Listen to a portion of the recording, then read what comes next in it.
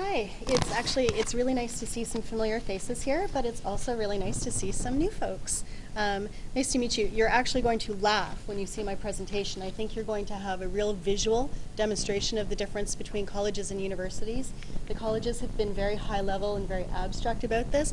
I'm actually going to show you a lot of the screenshots from the application form itself because colleges are about hands-on and applied. So forgive me for that. But what I'm going to go through is pretty similar to what Nora and Jose have in terms of a little bit about my institution, but why college in general, the different pathways, the program requirements, application procedures, deadlines, fees, and tuition admissions, all the things that you may want to advise your clients on so that they can understand. I'm not going to give you the details about it, but I'm going to give you some information around these ideas that you can caution, you can advise, and support your clients as they're contemplating, should I go back to school? Should I go to a bridging program? Should I go to university? Should I go to college? What should I do, and what's going to be the best pathway for myself? George Brown College, like all the colleges, we were founded in 1967. We're downtown. We've got approximately, over 50,000 students, both part-time and full-time. In terms of our student body, 57% of our students are Canadian-born, and that includes about 12% of those are Aboriginal heritage. 32% of our student body is immigrants. 11% are students on international visas. Of all of those students, over 50 have prior post-secondary education. About 33% have English as a second language. And so altogether, 62% of our population are over the age of 19. So when your clients are thinking of going back to college, and this is probably fairly representative of the colleges in general in the Greater Toronto area. And so if your clients are thinking, I'm too old, I won't fit in, this is just for young people.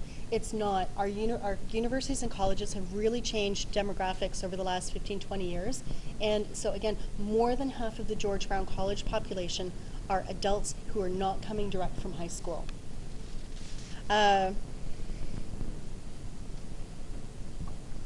So this population in the Greater Toronto Area colleges mirrors the population of Toronto in general, and this is why colleges and universities are working more closely with settlement agencies, especially over the last couple of years, because these are our populations.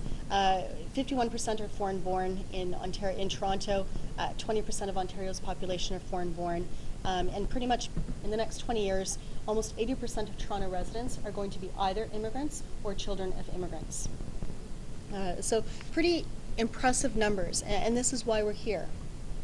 In general, in terms of labor market demands and the demands and challenges for up-to-date and relevant post-secondary education, over 190,000 positions will be vacant, and those will be requiring some degree of post-secondary education. And so it's important for everyone, not just newcomers, to realize that we are, as a whole population, looking at ongoing and regular education. Why college? Why not university? It's really comparing two different things. As both Nora and Jose have said, there's hundreds and thousands of programs, and it depends on the industry that your client wants to get into. It depends on the regulatory body, it depends on whether the program is generally hosted in a college, hosted in a university. There are articulation agreements between colleges and universities now for transitions between diplomas and degrees, and so it really is just going to take due diligence and research on the part of both yourselves and your clients to try and find the best fit. In general, most people tend to start at the local level. What's the closest institution to me? And then they start to branch out. If that institution doesn't seem to have what you're looking for, then start looking elsewhere in the region and then outside of the region. But it makes it easier because Colleges Ontario has a dedicated all colleges website. The universities have a dedicated website, so it's fairly easy to make that research from one dedicated portal. Pathways in the college system. Like with the universities, as Jose mentioned, we have multiple options for newcomers who are considering college. We have part-time programs that are certificate-based or diploma-based. We have full-time courses that lead to diplomas and or degrees. Most of the degrees in the college system are applied degrees, so they're a combination of previous diploma-based activities, technician-based, that then transition into 3- and 4-year programs where they're doing more university theory that attaches to that. We have bridging programs. So yourselves, at your settlement agencies and your community agencies, you have bridging programs that may lead to a certificate of completion or a certificate of attendance or a designation in partnership with a professional body. The bridging programs in colleges are much the same. Some of them are in partnerships with the regulatory bodies or the professions, and some of them may be 10 weeks in length and really promote hands-on applied field education experience in a company. Others, such as the ones at George Brown, are diploma-based or postgraduate certificates, so it's an actual Ontario certification or credential. It just depends on the institution itself. And so the best place to go through is the MCI website to look at what bridging programs are available for your client. It may not be college, but it may. We also have non-credit-based programs such as OSLT, Occupation-Specific Language Training, and many colleges have ESL programs. George Brown, we have an intensive academic English, the same way that U of T and other universities do. We charge for this, but other colleges have LINC right on their premises, such as Centennial. And so it's important for your clients to do the research about what English programs are going to help them if they do decide to pursue post-secondary. The more intensive ones may be more focused on academics, and the goal is to get people to the admission standards. General ESL classes, where they're conversational, that don't focus on writing, may not actually get them there that fast. So again, it's really what's in the best interest of your client, but it's important for you to know that there are multiple options in the ESL arena for you to contemplate as you're advising your clients. Program requirements in the college system. Every program is different. Most will require an Ontario Secondary School diploma because colleges used to accept high school applicants. So high school graduates coming direct from high school. And as I said earlier in the presentation, the makeup of colleges these days, the majority of students are not coming direct from high school. Unfortunately, our admissions software hasn't caught up to that yet. And so most of the admissions processes still really look at that high school diploma, and we're working on changing this. There's a lot of work going on in the back end of the college system, but there's still a lot of challenges in place for people, not just newcomers, but all adults coming back in, because it just isn't set up for us. Not quite yet, but we're working on it. So again, this has to come down to your client and or yourselves working together to do the research at the specific institution, at the specific program level. So for example, one program at George Brown College, a bachelor's degree is required, and applicants with international transcript where TOEFL is not supplied must test at GBC college level English to be accepted. I can't remember whose this one is at the bottom, but university level courses may be used to satisfy subject prerequisites, even high school prerequisites. So you need to go direct to the college website to see what is accepted, and that isn't just the institution itself. Each program within the institution is different. And so it really does require a lot of research. Once that decision has been made to go back to school, and then the decision to pick a particular program has been made, there's still even more research to do. So it is a lengthy process, but it's one that's going to really speed up the acceptance if this is done before the actual application starts. So the application itself, in Ontario, all of the college programs, the full-time programs, have one website that you go to make the application. It's called OCAS. It's the ontariocolleges.ca is the URL, and as I've circled in the yellow, you can see that there's an application button. So once you hit apply, it takes you to a new page, and you start the process from there. Like anything, it's got a registration process. The applicant must put in their name, their phone number, their address, and a whole ton of information. What happens is this is confusing for all applicants. Are we in a fire situation? Oh, the elevator, okay. And so with all applications, they are lengthy and they are detailed and they ask a lot of questions and there are a lot of fine print. And so the ontariocolleges.ca site has FAQs and documents to help the applicant go through the process. So the PDF that you see here just above my yellow box, that's an actual guide that the applicant can download, your client can download, and it takes you through all of the different questions and issues that may be faced as they go through the application process. There is also a 1-800 number that they can call to get help. The challenge is that OCAS, the Ontario College Application Service, doesn't have multiple translators available, and so a certain efficiency and a facility in English is required for them to be able to ask those questions. But when they go, to the click the button for help, there's information on application fees, how to apply, when to apply, admission requirements, highly competitive programs. Many programs, as soon as they open for enrollment, they're closed within a couple of days. And so those programs tend to favor, and there is a favor, an hierarchy of favoring students who come direct from the high school system with an Ontario high school diploma, and then students who meet different requirements. So these are important things for your clients to look at when they're applying and considering applying.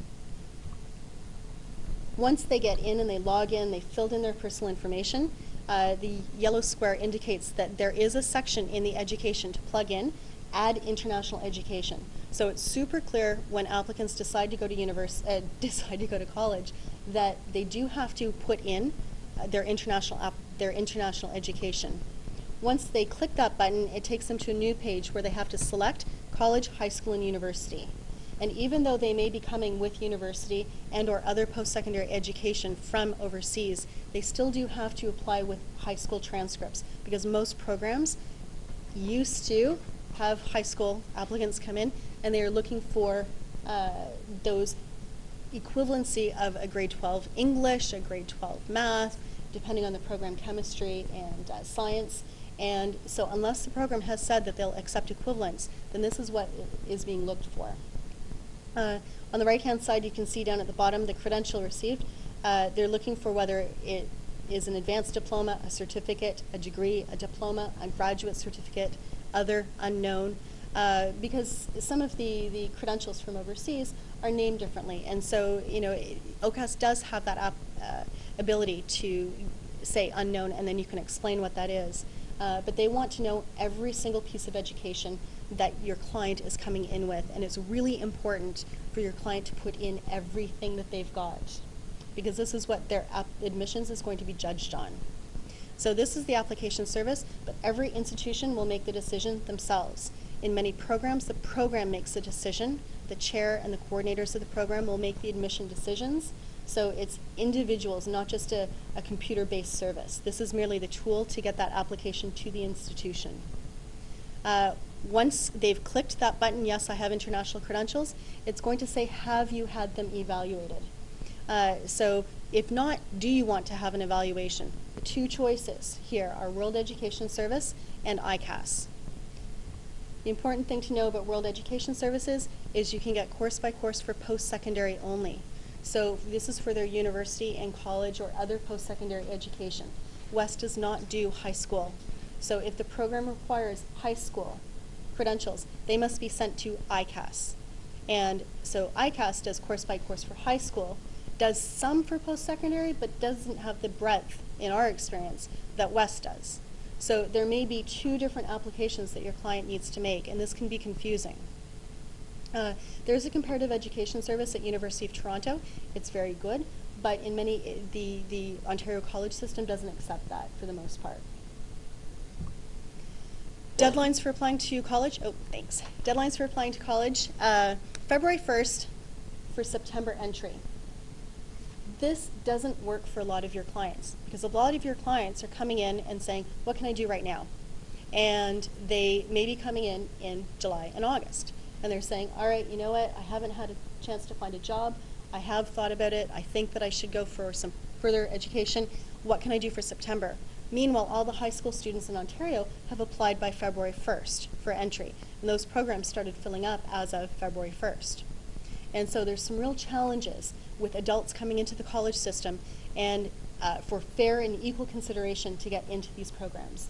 And so when your client starts looking and realizes that the programs are full or that they must wait a year, that can be really challenging. And this is one of the things that George Brown is involved in, is called the Canadian Immigration Integration Project, or CIIP. We're an education focal point partner, along with COSTI is a settlement focal point partner here in Ontario. And we work with people who are still overseas.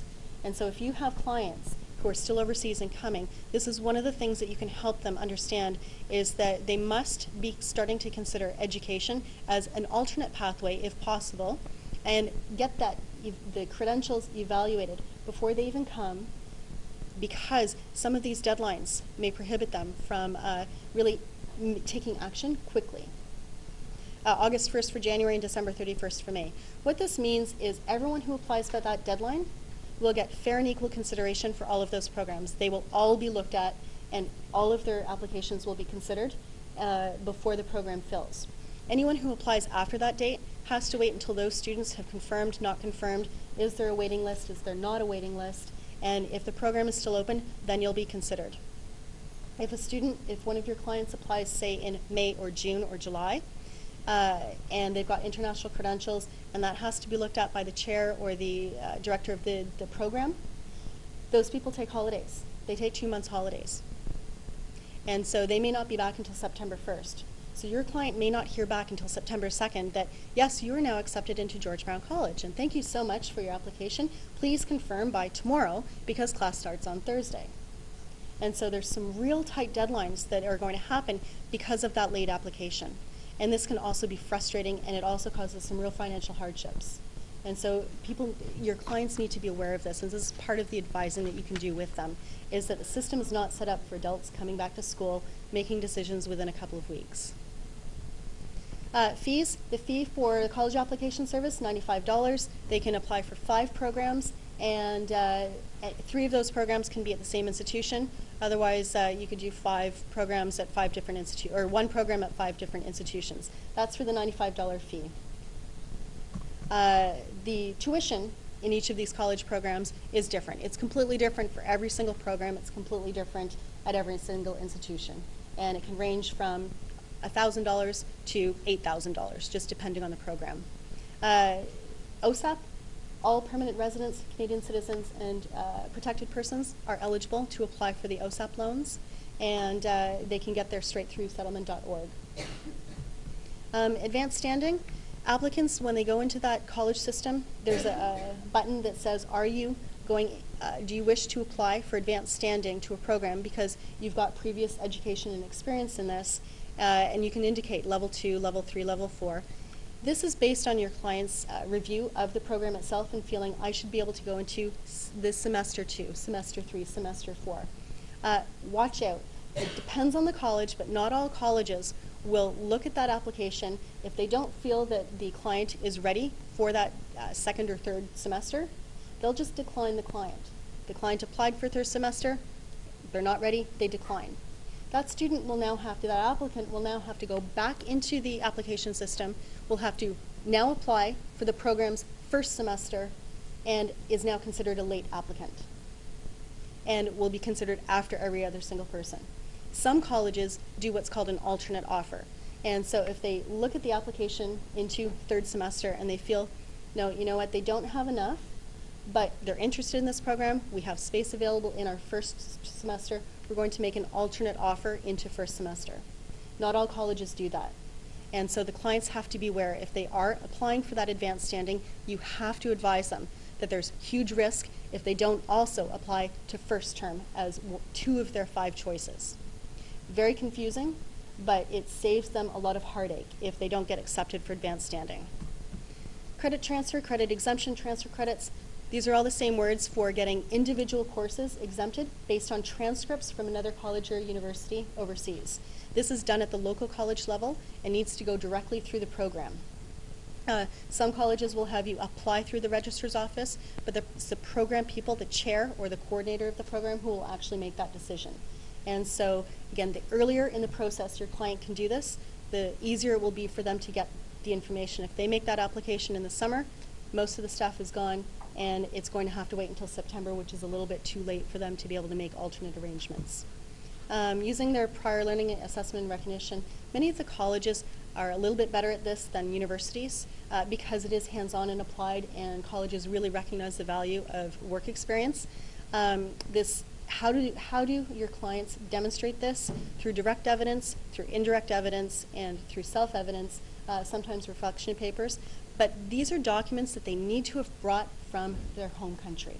So they can do, I think I've got it on the next page, training records, certificates from training, course outlines from previous courses or workshops that they've done in the workplace, letters of validation from employers or direct supervisors, copies of transcripts, performance appraisals, special awards, anything and everything that is not directly related to education. But a lot of people, as they're packing up their life previously and getting ready to move, they start throwing stuff away because they don't think they need it. This stuff is valuable. When newcomers don't get recognition for their prior experience, it's because they don't have the evidence to prove it, or they haven't alerted a previous employer, by the way, I'm moving to a new country, I will need to get in touch with you, would you be willing to do this, and how do I do this? Because if somebody wants a credit for a whole term course, a field education or a co-op, there's a lot of work that goes into that. There's a reflection, what did you learn, was it at the college level, and can your supervisor validate that? And so it's 10-page documents that need to go to your employer. So there is a real opportunity for this, but they need to make sure that they have the documents in hand, or that they start trying to collect this even before they get accepted into the program. And this is my last slide. So did they get accepted? Yes. If they did, that's great. They're on a pathway to employment, attachment, and integration. If they didn't, the colleges often have advisors in place who can talk to them about what they can do better for an application the next time. Or somewhere like George Brown College, Centennial College, Humber, we have advisors who work directly with newcomers who can talk about alternate pathways and some things that they can do. One of the last things I do want to leave you with is really, if you can advise your clients to not underestimate the value of language training and really sticking with the ESL classes. Even if they get the TOEFL score that gets them the minimum into the program, or they do the minimum amount of ESL, and as soon as they can apply to the college and get in, they get in, they're not setting themselves up for success. They are going to struggle, and they're going to struggle huge. We just had a student who applied to my department for an externship and went through all the interviews with the students. This is a competitive process. We only have 2 positions. We have 5 or 10 applicants. And an international student who is intending to make the move into immigration here, he didn't even understand the questions. So he's doing the course content. He's successful in the course content because it's reading based and he's writing a test.